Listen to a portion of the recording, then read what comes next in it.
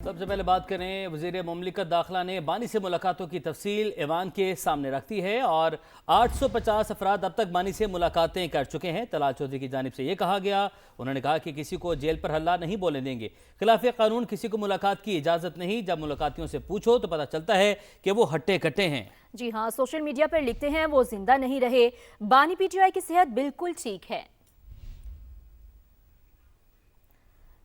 वज़ीर मुमलिकत दाखिला ने बानी से मुलाकातों की तफसील ऐवान के सामने रखती हैं। 850 अफराद अब तक बानी से मुलाकातें कर चुके हैं। तलाल चौधरी की जानिब से यह बताया गया है, किसी को जेल पर हल्ला नहीं बोलने देंगे। वज़ीर मुमलिकत दाखिला ने यह कहा, मजीद कहा कि खिलाफ कानून किसी को मुलाकात की इजाज़त नहीं, जब मुलाकातियों से पूछो तो पता चलता है कि वो सेहतमंद हैं। वज़ीर आला सिंध मुराद अली शाह से वफाकी वज़ीर तजारत जाम कमाल खान ने वफद के हमरा मुलाकात की। कमर्शियल और रिहायशी इमारतों की इंश्योरेंस के लिए कानून साजी की तजवीज़ पर इत्तफाक किया गया। वज़ीर आला सिंध ने कहा कि गुल प्लाजा जैसे बड़े मनसूबों की इमारतों की इंश्योरेंस होनी चाहिए। मुलाकात में बड़े प्लाजों की इंश्योरेंस के लिए इकदाम करने का फैसला भी किया गया। वज़ीर तिजारत जाम कमाल खान ने कहा, अगर इमारतें इंश्योर्ड होंगी तो उनकी बाकायदा इंस्पेक्शन भी होती रहेगी। इंस्पेक्शन के अमल से बड़े हादसा से बचाव मुमकिन हो सकेगा। मुराद अली शाह ने कहा, फसलों की फाइनेंसिंग और इंश्योरेंस इंतहाई ज़रूरी हैं। सिंध हुकूमत ज़रूरी सनत के फ़रोग़ के लिए काम कर रही है। गुल प्लाजा में आतिशदगी का वाक़या, मलबे से मजीद 5 लाशें मिल गई। अमवात की तादाद 33 हो गई। शनाख्त का अमल जारी है। 50 लापता अफराद के अहलखाना के नमूने लेबार्ट्री अरसाल। बम डिस्पोजल स्क्वाड टीम का इमारत का जायजा। बज़ाहिर तकरीबकारी के शवाहिद नहीं मिले। जी हाँ, सर्च ऑपरेशन जारी है। ऑक्सीजन की कमी के बायस इमदादी कार्रवाइयों में मुश्किलात का सामना है। मजीद जान लेते हैं मोनिस अहमद से। मोनिस, बताइएगा क्या अपडेट्स हैं? देखिए, बिल्कुल साने हैं, गुल प्लाजा में अब तक 33 अफराद की जो डेड बॉडीज़ हैं वो यहाँ से निकाल ली गई हैं। 11 की शनाख्त का अमल मुकम्मल कर लिया गया है, जबकि जो रेस्क्यू वर्कर्स हैं आज भी उन्होंने अपना ऑपरेशन जारी रहा है। ना सिर्फ जो अक़बी हिस्सा है यहाँ से कोशिशें की जा रही हैं, बल्कि फ्रंट का जो हिस्सा है वहाँ पे भी मशीनरी लगा दी गई है और जो बराबर में इससे मुनक़ा इमारतें हैं वहाँ से भी कोशिश की जा रही है कि अंदर जाया जाए और जहाँ जहाँ तक रसाई हासिल हो सकती है रेस्क्यू वर्कर्स को वहाँ पर जाके सर्चिंग का अमल जो है वो जारी रखा जा सके। आज सुबह से यहाँ पे डेड बॉडीज़ जो है वो यहाँ पे रिकवर की गई हैं, लेकिन एक अफसोसनाक वाक़या जिसमें जो है इंसानी आज़ा भी बरामद हुए हैं।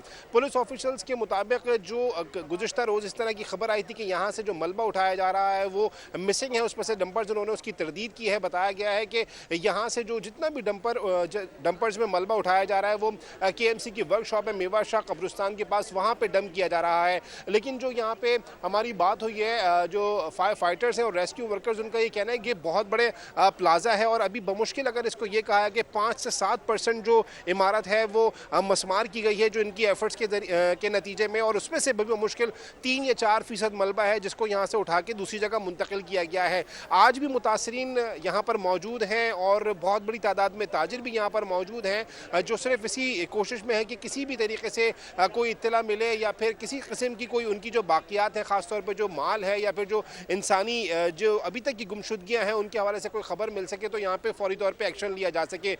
50 अफराद जो डिप्टी कमिश्नर साउथ की जानिब से डेस्क बनाई गई थी वहाँ पे अभी तक ऐसे हैं जो कि लापता हैं, जिनकी गुमशुदगी की जो रिपोर्ट है वो दर्ज कराई गई है और उनके लिए कोशिशें की जा रही हैं। लेकिन ये अगर कहा जाए कि जो ये ऑपरेशन है इसमें काफ़ी मुश्किल का सामना है इदारों को तो गलत ना होगा, क्योंकि ये बहुत ही हैवी मटीरियल है, बहुत बड़ी ये इमारत थी और इसको काटना, इसको ड्रिल करना ये इस वक्त हम देख रहे हैं कि काफ़ी मुश्किल पेश आ रही है। ख़ासतौर पे इसलिए एहतियात भी इसमें बढ़ती जा रही है कि कहीं पे कोई डेड बॉडी हो या कहीं पे कोई ज़िंदगी के आसार हो तो उसे नुकसान ना पहुंच सके।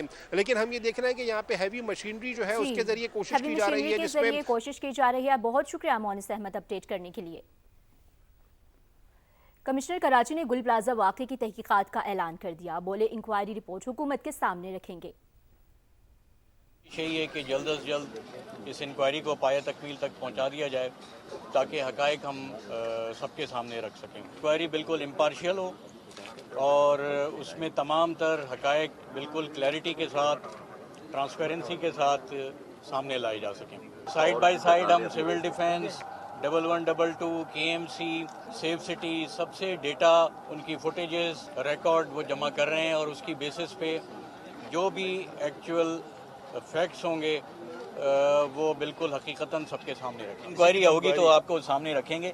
लेकिन अभी मुख्तलिफ इसके लिए ओपिनियंस हैं। कुछ लोग कह रहे हैं कि ये मटीरियल जो मौजूद था वहाँ पे वो हाईली इन्फ्लेमेबल था, कुछ लोग कह रहे हैं कि एसी के डक्ट्स की वजह से आग लगी है। तो ये मुख्तलिफ ओपिनियंस हैं, इंक्वायरी में इंशाल्लाह ताला कोशिश करेंगे। दूसरी जानिब कोयटा के निजी प्लाजा में लगी आग मुकम्मल तौर पर बुझा दी गई, प्लाजा को सील कर दिया गया। अरबों रुपए के नुकसान पर ताजिर और दुकानदार परेशान हैं। हुकूमत से माली ताउन का मुतालबा कर दिया। मोहम्मद आतिफ की रिपोर्ट देखेंगे। कोयटा के निजी प्लाजे में लगी आग मुकम्मल तौर पर बुझा दी गई, प्लाजा को सील कर दिया गया। इंतजामिया के मुताबिक प्लाजा में 6 फ्लोर 400 दुकानें थीं। आतिशज़दगी से पूरा प्लाजा और वहां मौजूद सामान राख में बदल गया। अरबों रुपए के नुकसान पर ताजिर दुकानदार मायूस और हुकूमत से माली ताउन का मुतालबा कर रहे हैं। मेन जो दुकानें हैं इधर इलेक्ट्रॉनिक्स, कंप्यूटर, लैपटॉप्स और एक्सेसरीज और मोबाइल और शूज़ की जो दुकानें हैं, A to Z सब जले हुए। हमारे सारे गोदाम में आग लगी है तो हमारा कुछ भी नहीं बचा है। हमारा हुकूमत से ये मुतालिबा है कि हमसे मिले, हमें तसल्ली दे और हमारे साथ ताउन करे ताकि हम दोबारा उठ सके। इंक्वायरी में हमारी मदद कर दे कि क्या मसला हुआ है, क्यों ये आग लगी, एकदम कैसे लग सकती है सारे प्लाजा को।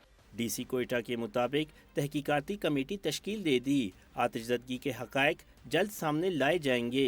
कैमरामैन अब्दुल वहीद के साथ मोहम्मद आतिफ समा, कोयटा। अब बात करेंगे वफाकी वज़ीर पेट्रोलियम अली परवेज़ मलिक से। Canadian high commissioner Tariq Ali Khan की मुलाकात हुई। पाकिस्तान और कैनेडा के दरमियान मादनियात और तवानाई के शोबों में ताउन बढ़ाने पर इत्तफाक किया गया। रेकॉर्डिंग में बैरक गोल्ड की कामयाबी पाक कैनेडा मादनी ताउन की मजबूत मिसाल है। कैनेडियन हाई कमिश्नर की जानिब से ये कहा गया है और कनाडा की मज़ीद कंपनियों के मिनरल्स इन्वेस्टमेंट फोरम में लाने के लिए कोशा हैं।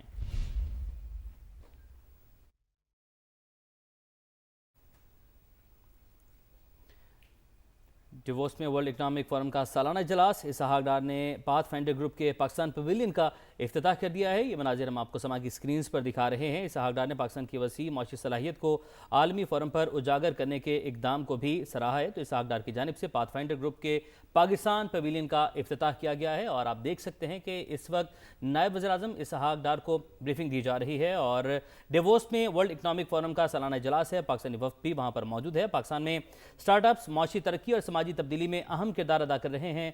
नायब वज़ीर-ए-आज़म की जानिब से यह कहा गया। नायब वज़ीर-ए-आज़म का स्टार्टअप्स और कारोबारी अफराद की सरपरस्ती हुकूमत में जारी रखने का अज़्म का इयादा किया गया है और डिवोस में वर्ल्ड इकनॉमिक फोरम का सालाना इजलास है। पाकिस्तानी वफ़द वहाँ पर मौजूद है और इसहाक डार ने पाथफाइंडर ग्रुप के पाकिस्तान पवेलियन का इफ्तिताह कर दिया है। जी हाँ, इसहाक डार ने पाकिस्तान की वसी मुआशी सलाहियत को आलमी फोरम पर उजागर करने के इकदाम को सराहा। पाकिस्तान में स्टार्टअप्स मुआशी तरक्की और समाजी तब्दीली में अहम किरदार अदा कर रहे हैं।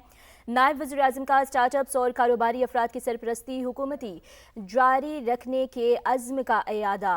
डिवोस में वर्ल्ड इकोनॉमिक फोरम का सालाना इजलास और इसहाक डार ने पाथफाइंडर ग्रुप के पाकिस्तान पवेलियन का इफ्तिताह कर दिया। नायब वज़ीर-ए-आज़म को आप देख सकते हैं कि ब्रीफ भी किया गया यहाँ पर और स्टार्टअप्स के हवाले से नायब वज़ीर-ए-आज़म ने कहा कि हुकूमती सरपरस्ती जारी रखेंगे। इस अज़्म का इजहार उनकी जानिब से किया गया। उसके बाद तस्वीर भी बनवाएगी। नायब वज़ीर-ए-आज़म वज़ीर ख़ारजा इसहाक डार के हमरा। इसहाक डार ने पाथफाइंडर ग्रुप के पाकिस्तान पवेलियन का इफ्तिताह किया है जो कि डिवोस में इस वक्त मौजूद हैं।